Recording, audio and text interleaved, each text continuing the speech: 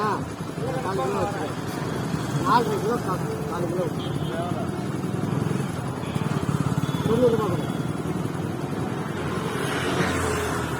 95 ரூபா அது 90 ரூபா